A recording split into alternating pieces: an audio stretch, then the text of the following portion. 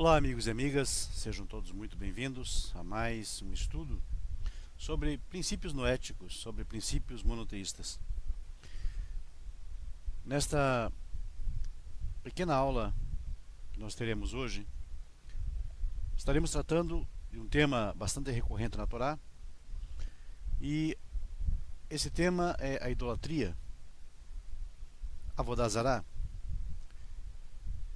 E nesta aula nós pretendemos então evidenciar por que a idolatria ou o combate à idolatria é, na verdade, em sua essência, a razão principal de todas as mitzvot da Torá.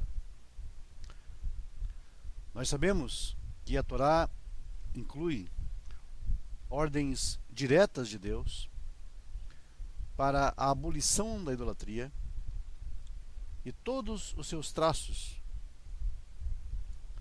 da terra que Israel passaria então a herdar. A proibição contra a idolatria corresponde ao segundo dos chamados 10 mandamentos, ou 10 pronunciamentos, e bem como é o quinto dos 13 princípios da fé judaica, segundo Maimônides, o Rambam. E tanto este princípio do Rambam, quanto o segundo dos 10 pronunciamentos, dão foco vital e exigem que nós possamos compreender totalmente este fundamento. Além disso, o Maimônides ensina que disso nós derivamos um fundamento rabínico. Aquele que admite a idolatria nega toda a Torá, todos os profetas e tudo o que os profetas ensinaram, desde Adão, através de todas as gerações. E quanto àquele que nega a idolatria, o inverso é verdadeiro. E o Maimônides acrescenta, e isso, ou seja, a idolatria, é a essência de todas as mitzvot. Vamos então começar a tentar entender, compreender essa última afirmação do Rambam. Por que a idolatria seria então a essência de todas as mitzvot? Como exatamente a ordem para não seguir a idolatria poderia ser a essência, vamos dizer, de sacudir o lulav e o etrog na festa de Sukkot? Como é que a idolatria pode ser ou poderia ser a essência do regozijo nos feriados através do ano, através de atos como beber vinho nas festividades judaicas, ou de usar, por exemplo, tzitzit, que são as franjas das vestes? É claro que o Maimônides não quis dizer que a idolatria forma a essência do ato de todas as mitzvot, mas sim o objetivo. Deus deu literalmente cada mandamento com o objetivo de ser a nossa realização da sua sabedoria. Se não se entende os conceitos de cada mandamento, e isso é muito importante, se você não entende a essência de cada mitzvah, o Rashi diz que seu cumprimento é inútil. Isso faz sentido? Pois que benefício, por exemplo, teria-se, ou poderia-se conseguir, quando se sacode um simples ramo de palmeira e uma cidra, se isso não tiver sido motivado por um ideal?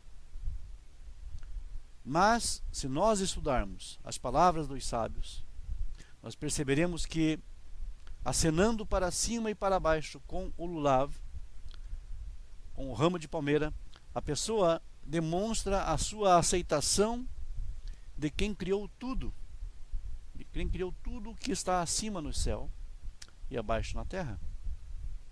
Ou seja, Deus criou todos os cantos do universo.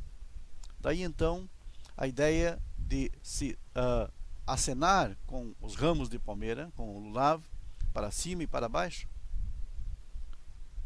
E quando o lulav é sacudido nas quatro direções horizontais, demonstra-se a convicção de que aqui na Terra, para onde quer que nós formos, nas quatro direções, há um comando acima de nós.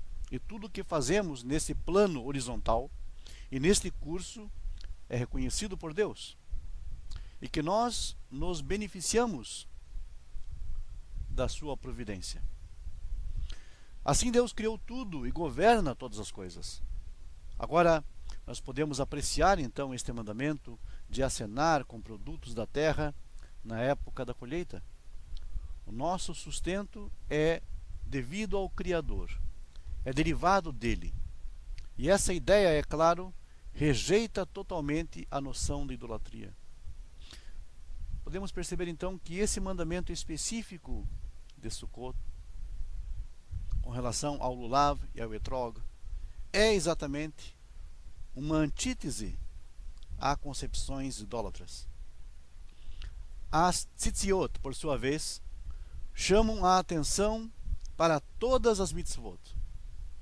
Diz o texto: e você deverá vê-los, e você então deverá lembrar de todos os mandamentos de Hashem, devendo executá-las, para que você não se perca seguindo o seu coração e os seus olhos, que tendem a te desviar. Nós, seres humanos, possuímos sentidos e desejos. Nós podemos ser facilmente atraídos por ambos. Por exemplo, pelo que vemos, de acordo com os olhos, ou pela nossa imaginação, ou seja, pelo nosso coração, pelas nossas emoções, por aquilo que fantasiamos. Deus ordenou os israelitas que usassem um item incorporado à sua indumentária, às suas vestes, que lembra todo o sistema da Torá. Quando então prestes a cometer um pecado, a ideia é ser confrontado com esse lembrete visual que obriga a pessoa a lembrar-se de Deus e de todos os seus requisitos. As tzitziot visualmente obscurecem uma tentação visual. E a ordem de recordar todas as mitzvot é uma atividade mental que combate uma outra função interna, que são as emoções, que provém, segundo a Torá, do coração. Este freio imposto sobre os desejos também condiciona a pessoa a não seguir a idolatria, que é encontrada apenas em nossos desejos e não na realidade. Contemplar o sistema da Torá, centrando a pessoa em Deus, diminui o impulso de aspirar por outros seres. Mesmo a alegria com os alimentos nos feriados gera boas emoções associadas com este dia. A lembrança da providência de Deus. Desse modo, não se aceita que um ídolo ou qualquer outro Deus teria resgatado Israel da escravidão e abrigado o povo em barracas, ou que lhe deu a Torá, etc. Isto é o que Maimônides quer dizer com a idolatria é a essência de todas as mitzvot. Todas as mitzvot têm a intenção de aumentar a nossa gratidão pelo único Deus, rejeitando simultaneamente a noção de idolatria. E o Maimônides nos ensina que o tema central da idolatria é que não devemos adorar nada criado, absolutamente nada que tenha sido criado. Isto inclui o sol, a lua, as estrelas, as constelações, os anjos, nenhum ser humano, animal, planta, nenhum mineral. Devemos compreender que a fonte da idolatria é a insegurança do homem. Se o homem fosse autossuficiente, não tendo preocupações ou com o que se importar, ele não iria rezar ou procurar ajuda. Mas nós somos de fato dependentes. Somos dependentes devido às nossas muitas necessidades. As pessoas inteligentes percebem que, como tudo no universo, tudo no cosmos foi criado, eles não poderiam procurar ajuda de nada, nem de ninguém, em todo o universo, exceto do Criador, o único ser realmente capaz de nos ajudar. E o Rambam adiciona, ele acrescenta, que nós também não podemos admitir a ideia de buscar a Deus por meio de intermediários. A prática de buscar intermediários, sob quaisquer formas, expressa uma falsa visão de Deus. A de que eu não posso me relacionar com Ele diretamente, e que Ele igualmente não pode se relacionar diretamente comigo. Pior, isso expressa ainda a ideia de que Deus não é independente o suficiente, ou seja, ele requer um intermediário ou um assistente para que possa levar a efeito tudo aquilo que ele deseja e planeja. Por essa razão, o Maimônides deixa claro que não há intermediários, não há seres intermediários entre Deus e os homens. A idolatria inclui alguns parâmetros principais. Não se pode criar ídolos ou instruir outros a fazê-los. Não se pode adorá-los. Não se pode fitá-los. Não se pode olhar fixamente para eles. Não se pode tirar qualquer benefício de ídolos. Devemos nos abster de práticas idólatras, como dar ouvidos a presságios, a horóscopos, amuletos, consultar mortos, Doresh Meitim, superstições, práticas de feitiçaria. E é um mandamento destruir ídolos e tudo o que é usado em seu culto.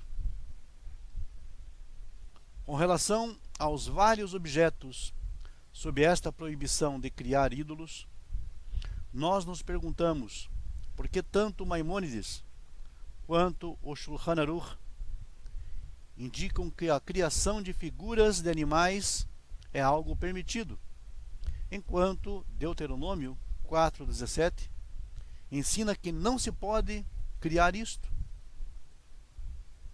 Não seria por acaso o bezerro de ouro um exemplo primário desta proibição? Para agravar esta questão, Deuteronômio 4:16 agrupa o homem aos animais como formas proibidas em relação à criação de réplicas idólatras. Assim, o homem e os animais devem estar em pé de igualdade quanto a esta proibição. Devemos, porém, contrastar a fonte que proíbe a criação do ídolo com o verso que proíbe a criação de estatuetas de beleza para a decoração. Êxodo 20, verso 4, no relato dos 10 mandamentos ou pronunciamentos, proíbe todas as formas de ídolos, todas elas. Não farás para ti uma imagem de escultura de qualquer forma que esteja em cima no céu, ou do que está abaixo na terra, ou do que esteja nas águas sob a terra. E Deuteronômio 4:17 cita uma advertência adicional de Moisés para que não se faça tais coisas. Em ambos os casos, a Torá proíbe a reprodução de qualquer ser por uma questão de adoração. Nesta proibição, o homem não é diferente dos animais. Então, em que sentido são os animais e plantas permitidos?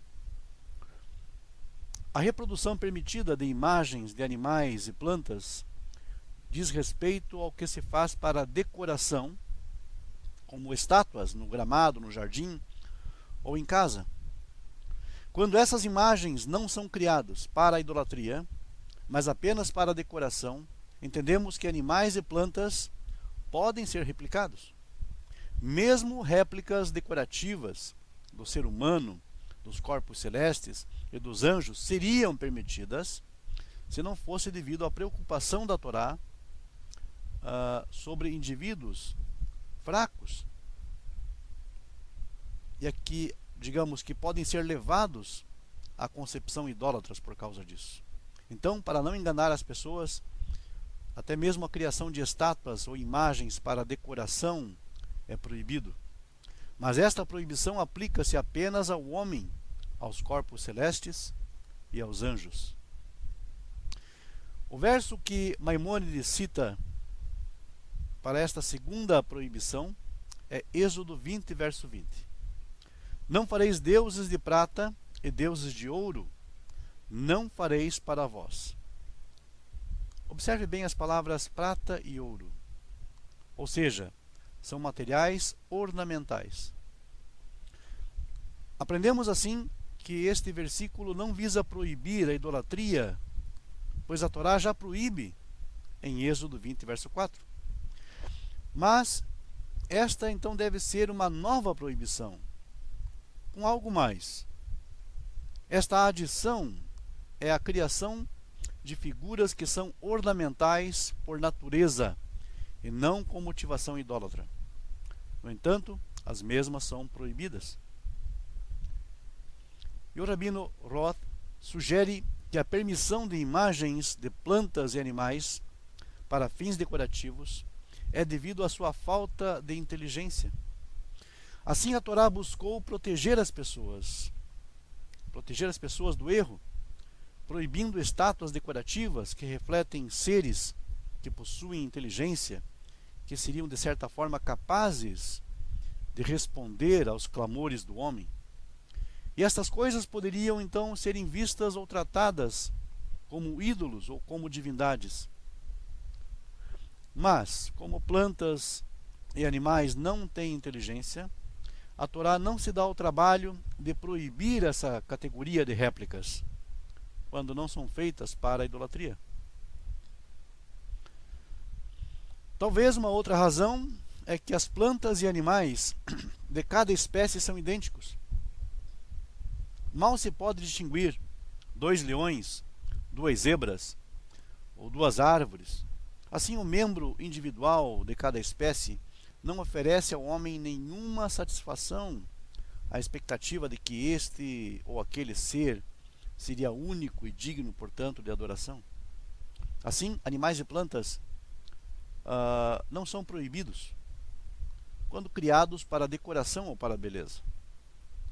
Em contraste, o sol, a lua, as constelações, os anjos são todos originais. E esta singularidade de cada um desses elementos presta-se a infundir no homem a noção de que seriam poderes e, portanto, tais coisas podem levar alguém à idolatria. Portanto, esses últimos temas são proibidos, mesmo que sejam criados como imagens decorativas.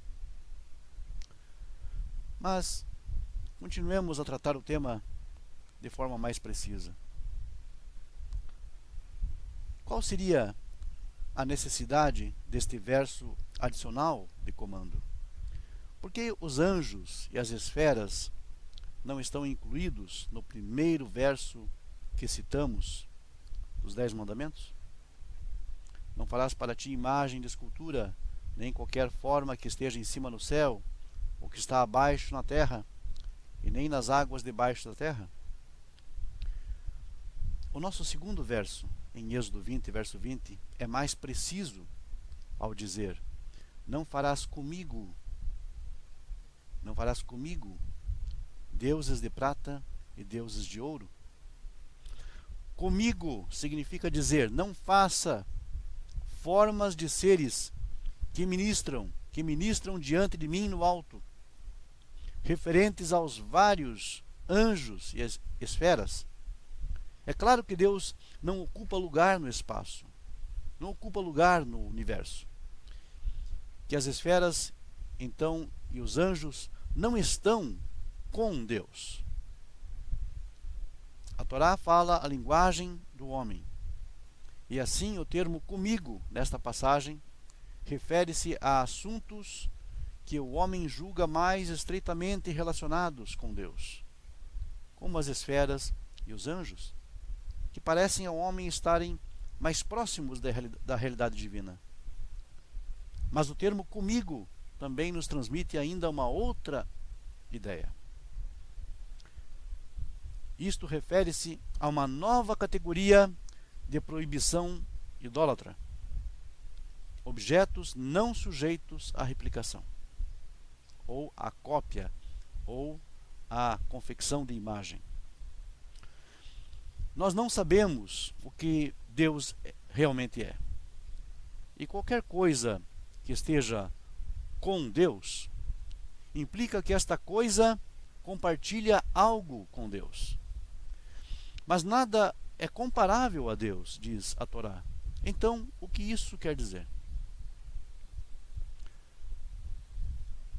Acredita-se que a equação é que, assim como Deus é desconhecido e não sujeito à replicação,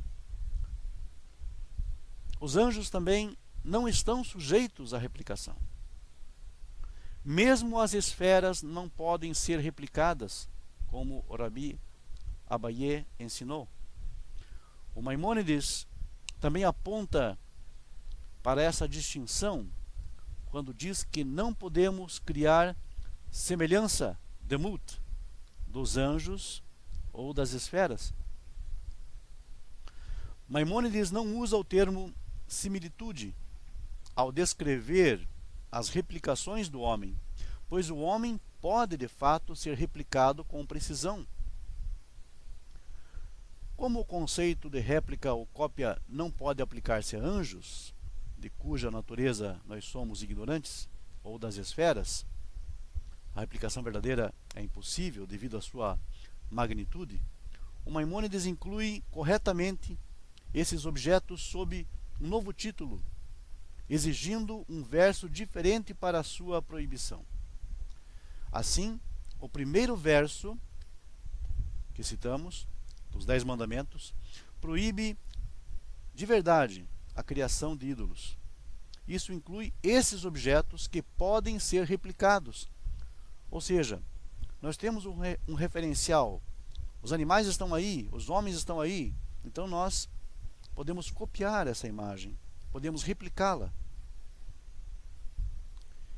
E também qualquer coisa feita expressamente para uso idólatra. Mas a Torá também adverte contra a criação de coisas incapazes de replicação, ou devido ao seu tamanho, como planetas, constelações, Sol, etc., ou devido à nossa ignorância do que seriam, como por exemplo os anjos. Essas criações não podem ser consideradas como réplicas, e assim Maimônides coloca essas leis sob um título diferente. Agora nós percebemos então melhor a necessidade desses 2 versos. Aquilo que se replica é aquilo que os olhos conseguem perceber. Não andeis após os vossos olhos. E aquilo que nós imaginamos que não pode ser replicado jaz na condição de fantasia. Isso também tem a ver com as emoções, com o coração, que é igualmente enganoso e que a Torá tanto nos ordena para que não o sigamos. Como foi dito no início, as tzitziot têm o objetivo de ensinar aos israelitas a necessidade de irmos contra a nossa natureza de vermos estas coisas, de copiarmos e de fazer disso um ídolo, de sermos desviados pelos nossos olhos, ou de imaginar também com os nossos corações e sermos desviados do foco. A Torá é bem clara quando nos adverte contra a ação de replicar, de copiar, de reproduzir o que vemos por meio de nossos olhos, isto é, animais, homens, etc., ou que imaginamos por meio do coração, como os anjos e etc. Deus deve ser visto como o Criador, a única fonte do universo, a única fonte de poder do universo. A idolatria nega ou a realidade de Deus, ou que ele é real, mas que requer assistentes para criar ou para gerenciar sua criação. O estudo da realidade, ou seja, as ciências, e o estudo do monoteísmo, ambos devem rejeitar a noção de um mundo sem Deus, que teria surgido sem uma intervenção racional, ou que sempre existiu. Ou mesmo ainda um mundo onde Deus está dependente de outras forças imaginárias. Assim como Maimônides ensina, não temos necessidade e nem há, na verdade, intermediário algum. Nenhuma força existe, exceto Deus. Não há nada a não ser Ele tão somente. Nada existe de verdade a um nível tão real de existência quanto Ele próprio. Precisamos somente dele e de absolutamente mais nada, pois nada pode gerir este mundo que Ele mesmo já criou. Nenhum homem, nenhum objeto pode nos ajudar. Nós somos ensinados pela Torá e pela tradição a dirigir as nossas preces apenas e tão somente a Ele. Podemos, enfim, alcançá-lo em e de qualquer lugar. Nada pode evitar que Ele recompense os seus justos, assim como nada pode escapar da sua punição. Nada pode nos salvar, nem mesmo as mitzvot. O único recurso é teshuvá completa para expiar aquilo em que falhamos. Muito obrigado a todos e até uma próxima oportunidade, se assim o Eterno permitir. Grato.